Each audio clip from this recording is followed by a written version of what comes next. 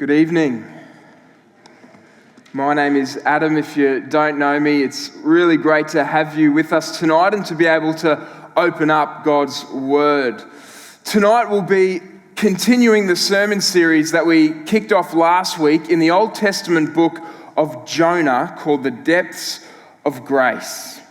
Now, the book of Jonah has 4 chapters, and so what we're doing is spending 4 weeks looking at one chapter each week. Last week in chapter 1, we saw that God came to the prophet Jonah and he called him to go and preach against the great city of Nineveh. But Jonah wasn't very fond of the Ninevites, and so he disobeyed God. He got on a ship heading in the completely opposite direction. And so God sent a storm to wake Jonah up, to end his running, and to bring him back to himself. And where we left Jonah last week, he had been thrown overboard into the sea and he'd been swallowed by a huge fish. This is how chapter 1 ended, if you missed it last week. Chapter 1, verse 17. Ryan, you might have to help me. This is not working. There we go. Verse 17. Now the Lord provided a huge fish to swallow Jonah. And Jonah was in the belly of the fish 3 days and 3 nights. Now let me just say right up front that this fish has been a lot of ink spilled and a lot of breath spent discussing this fish. In fact, one commentator writes and says, it must be the most criticized fish that ever swam in the Mediterranean. And it's true. A lot of people get hung up on this point. The idea that Jonah could be swallowed by a fish and be preserved inside of that fish is met with skepticism and scorn by a lot of modern readers. And in fact, someone came up to me after the morning service last Sunday and they told me this story that I just have to share with you tonight. And it goes like this. It says a little girl was talking to her teacher about whales. And the teacher said that it was physically impossible for a whale to swallow a human. Because even though it was a very large mammal, its throat was very small. Now, incidentally, the teacher's wrong. That's true for a lot of whales, but not all whales. The sperm whale, for instance. But anyway, the little girl stated that Jonah was swallowed by a whale. Irritated, the teacher responded again that a whale could not swallow a human. It was physically impossible. The little girl said, when I get to heaven, I'll ask Jonah. The teacher said, what if Jonah went to hell? The little girl sweetly replied, well, then you ask him.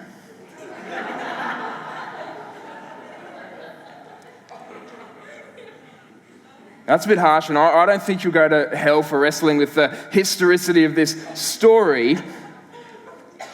But I do think that there are very good reasons for us to consider that this account of Jonah, it's not a parable, it's not myth, but it's historical and it records what actually happened. I mean, to be quite honest, this is not even one of the most miraculous things that happens in the Bible. In fact, this probably wouldn't even make the top 10. In Genesis 1, you have God creating the universe with a word, by speaking. In the Gospels, we're told that Jesus Christ is God in human flesh, that he healed the sick and raised the dead, that at the end of his life, he was crucified, dead and buried, and then 3 days later, God raised him to life. I mean, to be blunt, if God is really God, if God really speaks and universes come into existence, then to direct a fish to swallow a human being and to preserve that person inside that fish doesn't really seem like a big deal. Moreover, this account is not written as parable or myth, it's written as history. When it begins, it doesn't say, one time ago in a distant land there was a man named Jonah. It begins by saying, Jonah, son of Amittai. And then we're told more information about who Jonah was and what Jonah did in other books of the Bible. But most importantly, and I think this is most important, is that Jesus Christ considered the story of Jonah to be historical. Twice he refers to the story of Jonah in Matthew 12 and in Luke chapter 11. And he considers it an important sign for his own life and his own ministry. There's lots of good reasons that we could give as to why this account is not parable, not myth, but history. But I don't want to spend too much time on it, because the truth is that the real miracle in this account, the real miracle in Jonah chapter 2, it's not necessarily what happened in the belly of a whale, but it's what happened in the heart of Jonah. In other words, the real miracle is not a miracle of preservation in the belly of the whale, but it's a miracle of restoration in the life and the heart of Jonah. You see, and this is what this prayer is all about. This prayer is a picture of how we return to God. This prayer gives us a picture of how we turn to come to know God. You see, Jonah had run away from God, and in this prayer, he is restored to God. And so if you were here, last week was all about our running from God. This week is all about our returning to God. Last week was all about the depths of our sin. This week is all about the depths of God's grace. And so we're going to look at this prayer, this powerful prayer, under three simple headings. We'll break it down under these three simple headings. Number one, the desperation of Jonah's prayer. Number two, the direction of Jonah's prayer. And then number three, the depths of God's grace. What we're going to see is that if you are going to turn to God, if you are going to experience the grace of God, then you need to recognize the desperation of your situation. And you need to turn in the right direction. So let's look first at the desperation of Jonah's prayer. Now, it's pretty obvious from the prayer, which we just had read out to us, that Jonah's had a rough time of it since he has been thrown into the ocean. They're in the midst of a storm. Jonah is thrown overboard into the sea, and he is sinking. Listen to some of the phrases that we heard read out for us just a moment ago in this prayer. Jonah says, "In my distress, I called to the Lord." He says, "From deep in the realm of the dead, I called for help." He says, "You hurled me into the depths. The currents swirled about me. All your waves and breakers swept over me. The engulfing waters threatened me. The earth beneath barred me in forever." And then in verse 7, "My life was ebbing away." Now, this isn't Jonah exaggerating and using over-the-top language. I mean, have you ever been caught in big seas in a rip? These are the desperate words of a man who has come perilously close to death. But if we take a closer look at this prayer, we see that there's actually an even deeper level of despair that Jonah is experiencing. And we see it in verse 4. Look at what he says there. He says, "I have been banished from your sight." Now, it's interesting, isn't it, that this isn't exactly true, because Jonah was the one who ran away from God. And yet here he's saying, "God, you have cast me out. You have thrown me away. I've been banished from your sight."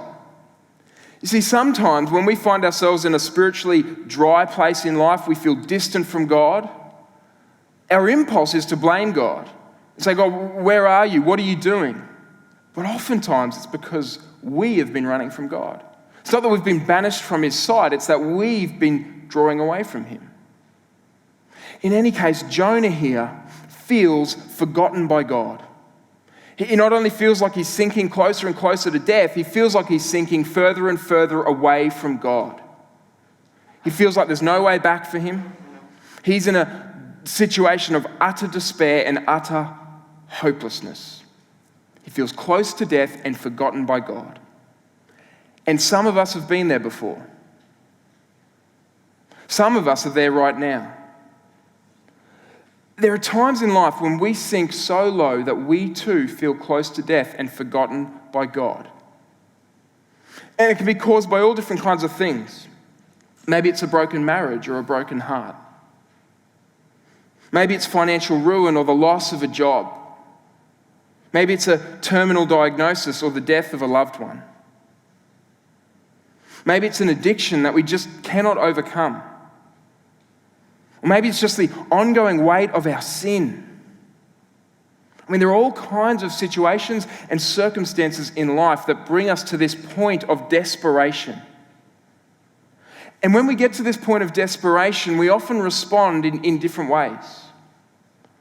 Some people lose all hope. The darkness becomes too much, too overwhelming, and they give up. And if you're at that point tonight, if the darkness is beginning to feel overwhelming, can I please encourage you to reach out to someone? Talk to someone you know and love and trust. Reach out to someone at church, Ben or I or someone else. Sometimes we lose hope. Sometimes we try to numb the pain. And we do this in many different ways, perhaps by self-medicating with food or alcohol or drugs or escapist entertainment, TV shows and gaming or whatever it is. Sometimes we try to numb the pain. Sometimes when we get into a desperate situation, we get angry. We blame God. We rage at God. We say, how could you let this happen, God? I thought you loved me. Why won't you take this away from me, God? I thought you cared about me. See, the tragedy is that sometimes these desperate situations can actually be the catalyst for us to walk away from God. But sometimes, and this is what we see happening in the life of Jonah, these desperate situations that we find ourselves in, they can actually be the catalyst for us to draw near to God, to cry out to God, to call out to Him. This is exactly what Jonah does. He directs his prayer towards God. Again, listen to some of the other phrases that he uses in this prayer. He says, in my distress, I called to the Lord. He says, I will look again toward your holy temple. My prayer rose to you, to your holy temple. And he says, I will sacrifice to you. In this place of utter despair, utter hopelessness, Jonah turns himself, his prayer, and his hope towards God. And maybe this is what happened in your life. Maybe this is what brought you to God. You came to the point of desperation. You came to the end of yourself. And you realized that all you had left was God Himself. I read the story this week of a young boy named Ned. Ned is a 6-year-old boy from Tasmania, and he has bone marrow leukemia.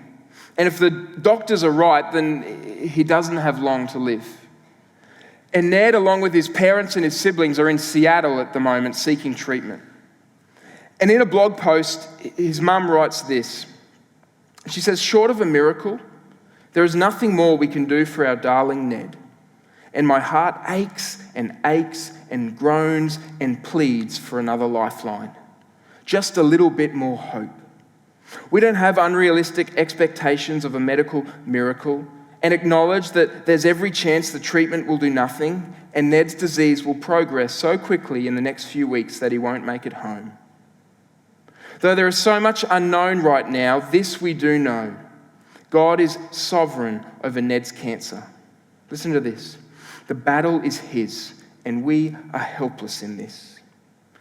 This horrid situation doesn't disprove His existence and love, and though we waver, doubt, and rail against Him oh so often, our souls feel more stillness and peace knowing how treasured Ned is to our Father. And He knows intimately the pain of watching a child suffer. God knows. Have you ever come to the end of yourself? Have you ever come to the place where you recognize that you have nothing else but God Himself? The place of utter helplessness, utter hopelessness. Now, I realize that this is actually an objection that many people have about Christianity. Maybe you've heard people say something along the lines of, well, Christianity is just a crutch for weak, naive, feeble-minded people. You know, you Christians, when life bangs you up and bruises you, you can't deal with it on your own, and so you just lean on God and you lean on your faith as a kind of crutch. But it's not real, and so when life sorts itself out again, you kind of just forget about God and you move on. Maybe you've heard that objection before. Now, I'll just say two things in response, and the first is this. If this is characteristic of your life and faith, If your devotion to God, if your prayer life emerges only when you go through times of crisis and difficulty, then maybe it tells us that your view of God is somewhat distorted. Maybe it tells us that you view God more like an ambulance than a good father. You see, you only need an ambulance at certain times in your life, don't you? When you go through a crisis. And some of us only call on God when we go through a crisis. But God is not an ambulance. God is a good father. And he can be trusted at all times and in all seasons of life, good or bad. The second thing I would say to those who claim that Christianity is a crutch for the weak, for the naive, for the feeble, I would say you are absolutely correct. But you haven't gone far enough. See, we are far worse than we think we are, and we need far more than a crutch. Christianity, real Christianity, the message of it, it's not that we're a little bit sick and we just need a little boost from God, a little bit of assistance from God so that we can kind of reach our potential. The message of real Christianity is that we are spiritually dead and we need God to give us completely new life. We don't just need medicine, we need resurrection. We don't just need a crutch, we need God himself to plant his Spirit in us and to bring us new life. This is the way the Bible puts it in Ephesians chapter 2. We read, because of the great love with which he loved us, that's God, because of the great love with which God loved us, even when we were dead in our trespasses, dead in our sins, God did what? God gave us some help. God gave us a booster. God gave us a crutch. God made us alive together with Christ. And this is why real Christianity begins with a recognition of the desperation of your situation. So let me just ask you, have you come to the end of yourself? Have you recognized your true condition, your true need? That you need God himself to bring you alive? Or do you look at your life and do you look at the lives of others and do you think, well, I'm doing okay? I mean, that person over there, I'm not pointing at anyone, that person over there, they really need God. But me, I'm doing okay, I'm doing all right. Listen to this parable that Jesus tells us in Luke 18. I love this parable. Jesus says, 2 men went up to the temple to pray. One a Pharisee, a religious leader, and the other a tax collector, looked down upon him in that society. The Pharisee stood by himself and prayed, God, I thank you that I am not like other people, robbers, evildoers, adulterers, or even like this tax collector. I fast twice a week and give 1/10 of all I get. But the tax collector stood at a distance. He would not even look up to heaven, but beat his breast and said, God, have mercy on me, a sinner. I tell you, Jesus says, that this man, the tax collector, rather than the other, the Pharisee, went home justified before God, righteous before God, in a right relationship with God. Now there are 2 men, and both men are turning to God. Both men are praying to God. Both men are in church, in the temple. But only one of them lives in a right relationship with God. Because only one of them recognized the desperation of their situation. Only one of them recognized the depth of their own sin and beat their own breast, God, have mercy on me, a sinner. The other one was too busy looking at others and pointing his finger. And so let me just ask you, are you a finger pointer or are you a breast beater? Are you an expert in the sins of other people and ignorant to your own? What's the cry of your heart? Is it God, thank you that I'm not like those people? Or is it God, have mercy on me, a sinner? Real Christianity begins with a recognition of the desperation of your situation. And this is what is going on for Jonah. He's beginning to recognize the desperation of his own situation. He's directing himself and his prayer towards God. And God meets him in that low place. God meets him in the belly of that whale. And we see the depths of God's grace. And the turn happens in verse 6. You see, ever since Jonah has been on the run from God, he's been on a downward trajectory. I don't know if you noticed this last week, but in chapter 1, when Jonah ran away from God, we read that he went down to Joppa, where he boarded the ship. And then we read that he went down to the ship. He went below deck and fell asleep. And now this week, he has gone to the bottom of the ocean, to the roots of the mountain, we read in verse 6. Jonah has been going down, down, down. But then suddenly in verse 6 we read, "But you, Lord my God, brought my life up from the pit." God comes to Jonah in the depths of his sin, in the depths of his rebellion, and he lifts him up to the height of his love and forgiveness. And this is why Jonah declares in verse 9, "Salvation belongs to the Lord." And friends, this is the message of the Bible in 5 words. The Bible's a big book, but if you want to know what it's all about, that's it right there. Salvation belongs to the Lord. This is the truth of Christianity, and if we understand this truth, it changes everything. See, Jonah's in the belly of the fish. He's recognized his desperation, his need for salvation. But he's also recognized that he has nothing to contribute to his salvation. He can't walk out of that fish and go down to the temple and offer a sacrifice or give money or do something not kind for a stranger. He can do nothing but cry out to God for mercy. And God comes to him in the depths. God showers his love and grace and forgiveness on him because salvation belongs to the Lord. And if we were to summarize this 5-word phrase even further and simplify it down to one word, that word would be grace. Grace. See, it's grace that summarizes the message of Christianity, and it's grace that sets Christianity apart from every other worldview.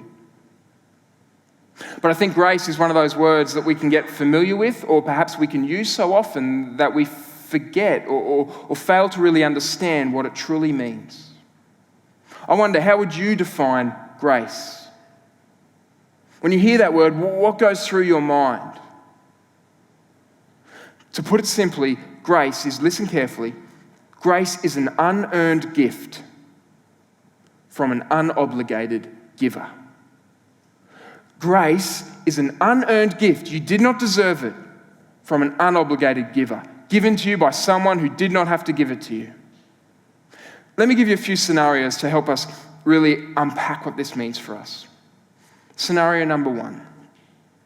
Imagine your husband comes to you and he tells you that he has had a secret gambling problem for the last 2 years and he's racked up a huge amount of debt. And he'll need to use all of your life savings to kind of pay off this debt. And if you don't pay it off, well, then he'll be locked up in jail. Now, if you were to do that for him, if you were to pay it off, it would be an undeserved, unearned gift. But in another sense, you're also his wife, and so you're kind of obligated to help him out. And so is it grace? Well, not in the full biblical sense, because it's an undeserved gift from an obligated giver. Scenario 2. Imagine your child has a wonderful teacher, like Miss Sim. Just a wonderful teacher that looks after your kids, loves your kids, cares for your kids. And so all the teachers in the class decide to pool their money together and buy this teacher a special gift to say thank you. Now, is that grace? Well, not in the full biblical sense. You're unobligated givers. You don't have to buy this gift for the teacher, but they've earned it. They've deserved it. They've worked for it. It's a deserved gift from unobligated givers. Scenario 3.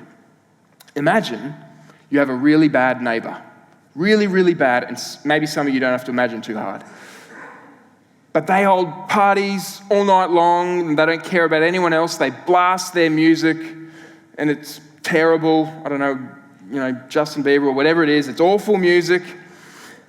But if you play your music and at the reasonable hour of the day, at a reasonable level, and it's great music, it's Bob Dylan or something just awesome, they call the cops and they report you. And not only that, but they dump all of their grass clippings and their leaves onto your lawn. Not only that, but their fence is like over your boundary. It's onto your land. They're just a terrible neighbor. But imagine that your neighbor got really, really sick.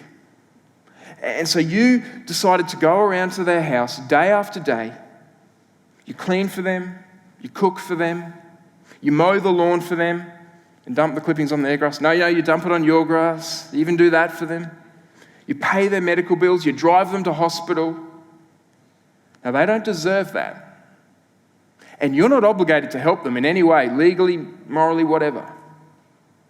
But you do it anyway. And you do it with a cheerful attitude. And that's grace. It's an unearned gift from an unobligated giver. And God is an unobligated giver. He owes us nothing. And yet he gives us everything. Because salvation comes from the Lord. And this is the truth of Christianity. This is the message of the Bible. And when this truth really lands in your heart, it begins to change you from the inside out. And we even see this in the life of Jonah. Now, we'll see that Jonah still has a long way to go in the next couple of weeks, like all of us. But even here, he begins to respond with joy and thanksgiving to God. In verse 9, he says, "But I, with shouts of grateful praise, will sacrifice to you. What I have vowed, I will make good." When we truly experience the depths of God's grace, it begins to change us from the inside out. And to close, I'd like to share with you the story of John Newton. Now, I've shared it with you before, but it's particularly pertinent, and I would like to share it again. See, John Newton was the writer of that amazing hymn, Amazing Grace. And he was born in 1725 in a Christian home. John Newton's mum would teach him verses of the Bible until tragically, when he was 6 years old, his mother died. And he was sent to live with a relative who hated Christianity, mocked the Bible. And so around the age of 11, you heard that right, John Newton ran away from home, ended up at sea, and ended up in loose living. There's actually a bit of a story going around that John Newton, back in that day, was able to swear for 2 hours and not repeat himself. And so that's kind of the guy that he was. Now, Newton experienced the ups and downs of life at sea, and he was actually involved in the slave trade. And you could imagine the horrific things that he would have been involved in and that he would have seen. But one day, Newton's on a ship, and their ship runs into a violent storm. And this storm rages for days on end. And so John Newton is actually tied to the helm of the ship to kind of keep it on its course. And while he's there in the midst of the storm, Newton begins to think about his life and the state of his life. And he concludes that it's no better than the battered, broken ship that he is on at that time. But then, as Newton is there in the storm, some Bible verses that his mum taught him come to his mind. And in the midst of that storm, the God of grace, the God whom Newton had tried to forget, tried to run away from, but the God who had not forgotten about him, flooded his love and his forgiveness into his heart. And Newton was born again and deeply transformed. In fact, that day at the helm, March 21, 1748, it was a day that John Newton remembered forever. And he wrote in his diary, he says, "On that day, the Lord sent from on high and delivered me out of deep waters." And it wasn't because of who John Newton was. It wasn't because of what John Newton was doing. He was tied to a ship. It was because of the God of grace. It was because salvation belongs to the Lord. And Newton never ceased to stand in awe of the work of God in his life. And this is why many years later, in 1779, he wrote this hymn that we still sing to this day, Amazing Grace. And he wrote those words that we all know. "Amazing grace, how sweet the sound that saved a wretch like me. I once was lost, but now am found, was blind, but now I see." And you see, that's real Christianity. It's a recognition of the desperation of your situation and the depths of God's grace. So let me just ask you, have you ever called out? Have you ever cried out to God for his grace and mercy? Maybe you think, well, I'm self-sufficient. My life's going pretty well. Recognize the desperation of your situation.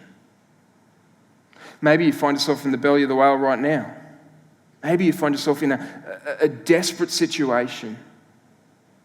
Let me just invite you to call on God. The Bible says, I shall call upon God and the Lord will save me.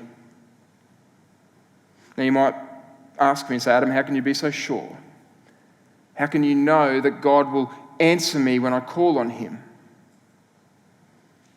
We can know because Jesus Christ endured the silence from God that you and I deserved, so that we could receive the embrace from God that we have not earned. I mean, does Jonah's prayer remind you of any other prayer in the Bible? Does it sound like another prayer that we read? It reminds me of Jesus' prayer in the Garden of Gethsemane on the night before he went to the cross. Jesus cried out in desperation to God the Father, but God was silent. And on the cross, Jesus cried out, my God, why have you forsaken me? See, Jesus was enduring the silence and the condemnation that our sins deserved, so that we can receive the embrace from God that we have not earned. And so that when we call out to God from the deepest pit, he hears us, he comes to us, and he receives us with open arms, because salvation belongs to the Lord.